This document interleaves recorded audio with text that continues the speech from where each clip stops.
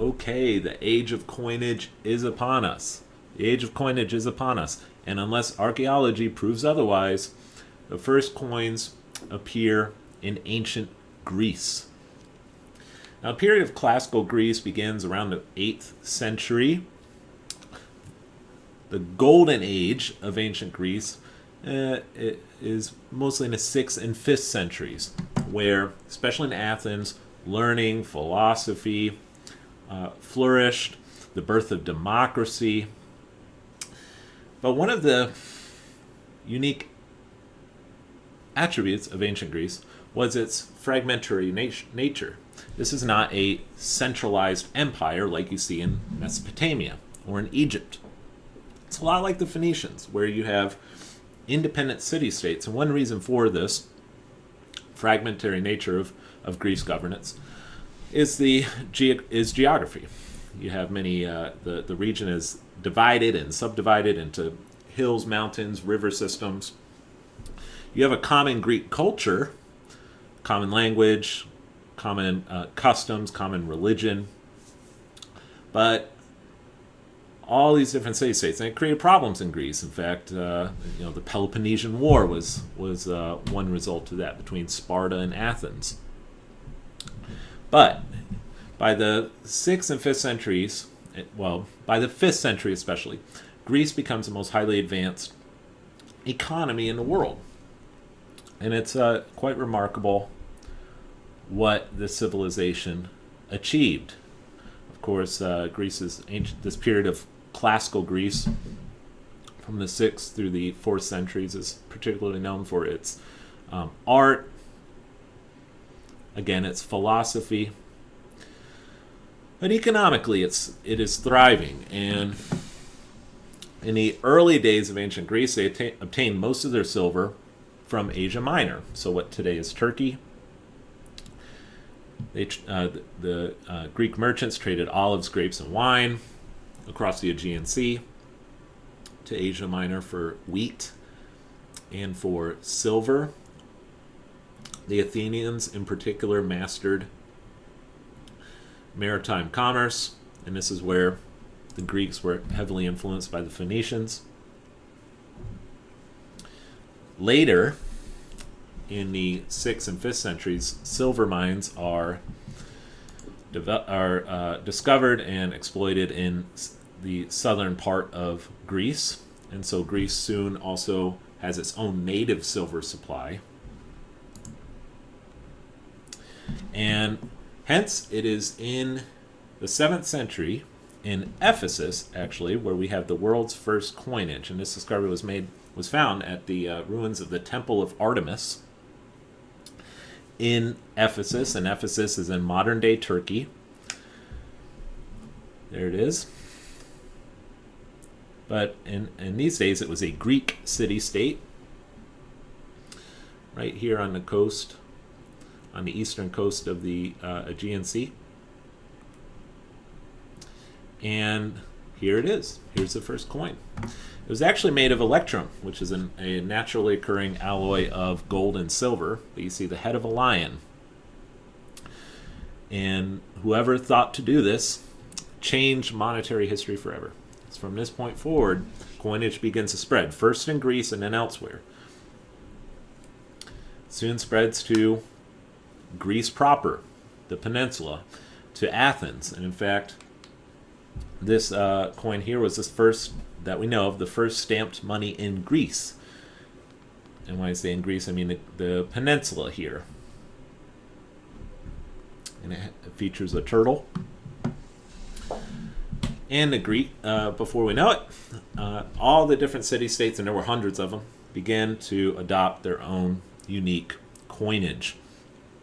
Once this Pandora's box is open, you're not shutting it, right? Coins have been introduced. There's nothing putting that back in. It's going to take off because it has distinct advantages, and you cannot deny it at this point. The advantage is that coined metal has over uncoined metal. And so as coins emerge, in the marketplace, merchants learn to accept coin over uncoined metal. circulates somewhat at a premium compared to uncoined metal because of the advantages and conveniences of the stamp. And in the ancient Greek city-states, this was the main unit of measurement, and in fact is what they, the name that they gave the coin, their various coins, the drachma. The drachma. The drachma. This was an Athenian coin. It's called the Athenian tetradrachma. And on the front, on the obverse of the coin, you see the goddess Athena. On the reverse, picture of an owl, symbolizing knowledge and wisdom. These early coins were created by the hammer. So you would heat the coin and then take an insignia, as you see in the drawing there, and then hammer the impression into the coin. The coin would cool, and voila, you have your final product, and it can enter circulation. Now, eventually, this becomes a very inconvenient way to make coins. As you can see, it requires two people. As you can imagine, there were inconsistencies that depended on how hard you hammered it or how well you hammered it, if it was positioned straight or not. And so the coins did not always turn out perfectly. But like I said, undoubtedly there is a distinct advantage now in having these coins, however produced. But in its early days, they were produced by the hammer. And here's a few other coins. Again, drachma, the unit of measurement. This is when the unit of measurement begins to become conflated with the unit of account, because drachma eventually becomes a unit of account. And in fact, the Greeks used drachma. Drachma is their unit of account for really up through the modern age.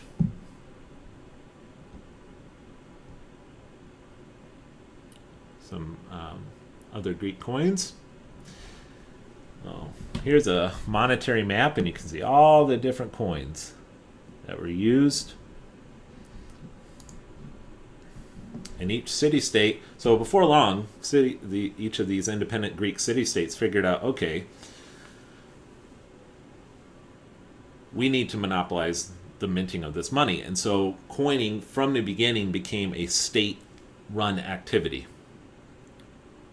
The Greek city-states very early on secured a monopoly on coin creation, and in fact required that the people within their city use the coin of that state, of that particular state, as opposed to other competing states, so that a demand arose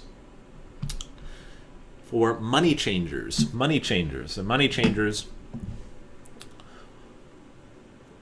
changing was a profession in which you would set up shop or a table and in a particular city, in a commercial area, and you would exchange foreign coins into local coins. So if someone comes in with coins from another city-state, they would go to the money changer, change it out for the local coinage, and of course a fee was charged for that money changing service. Also in ancient Greece we see, so again, proto-banking. Like the ancient Mesopotamian world or like ancient Egypt, these banking services were conducted at the Greek temples, who accepted coin on deposit and would also lend coin out at interest. And interest was quite high. It was generally about 12%. Again, credit was scarce in those days. Private banking, run by private merchants, also begins to pick up toward the end of the first millennium BC.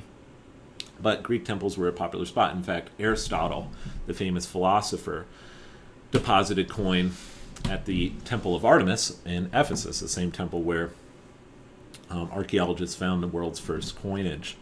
So that is coinage has now emerged. For part C of the lecture today, we will see as coinage spreads to other parts of the world. So look forward to seeing you there. Bye.